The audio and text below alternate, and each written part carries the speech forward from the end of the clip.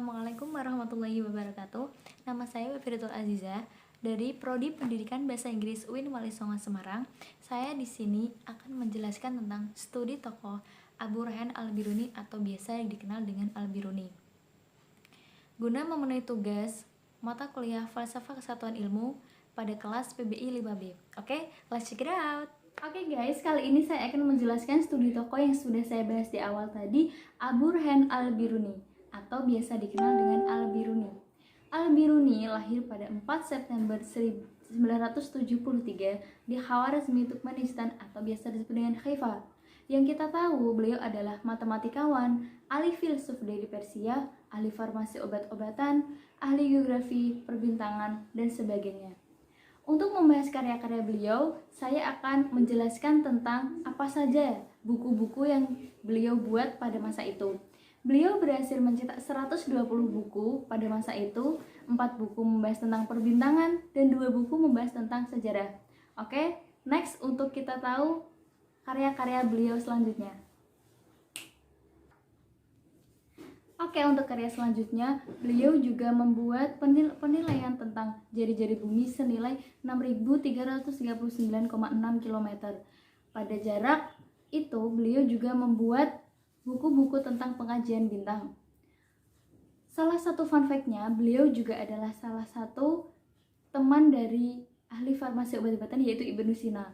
Siapa sih yang nggak mengenal Ibnu Sina, ahli obat-obatan terkenal pada masanya. Kemudian, pada karya-karya matematikawannya, kalau kalian masih sekolah pada bangku SMA ataupun SMP, pasti kalian sering mendengar ilmu geografi, garis segitiga, geometri, hukum,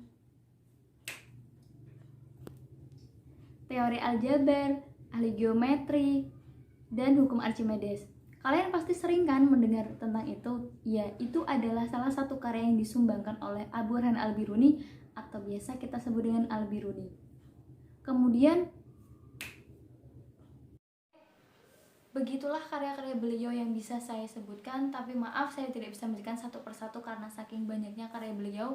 Tapi ya, begitulah banyaknya hingga beliau wafat pada tanggal 13 Desember 1048 pada usianya yang 75 tahun.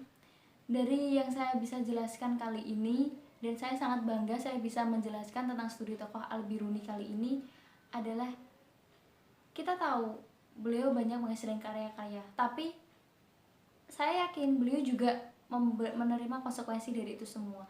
Tidak mungkin apapun yang dilakukan tidak ada kegagalan ataupun langsung berhasil, mungkin tidak. Jadi yang bisa saya ambil, saya harus mencoba dulu, selagi itu saya bisa. Apapun itu, apapun yang akan saya lakukan, saya harus mencoba. Sumpah fail. Oke, yang sudah saya jelaskan tadi di awal, bahwa beliau adalah karyawan atau matematikawan ahli farmasi yang sangat hebat, dan mungkin begitu banyaknya karya-karya yang mungkin tidak bisa saya sebutkan satu persatu, tapi saya sudah menjelaskan bahwa beliau adalah matematikawan ahli farmasi yang sangat hebat pada masa itu. Sampai beliau meninggal pada tanggal 13 Desember 1048 pada usianya yang ke-75 tahun. Oke, untuk pelajaran yang bisa saya ambil pada kali ini adalah saya sangat bangga bisa menjelaskan studi tokoh tentang Al-Biruni pada kali ini. Karena apa?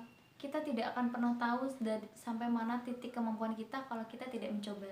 Yang dari saya ketahui adalah beliau, Abu Rayhan Al-Biruni, tidak pernah takut untuk membuat karya-karya sebanyak itu, tapi dia juga tidak takut untuk gagal.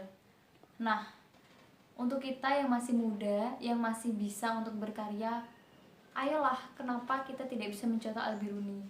Beliau sangat hebat membuat karya sebanyak itu yang mungkin kalau kita mengingat-ingat juga tidak hafal. Jadi saya berharap saya pribadi bisa meniru karya-karyanya, atau mungkin kalau tidak bisa karyanya, menirulah sikapnya. Yang bisa mencoba, yang mau mencoba, yang tidak takut gagal untuk memulai sesuatu. Oke?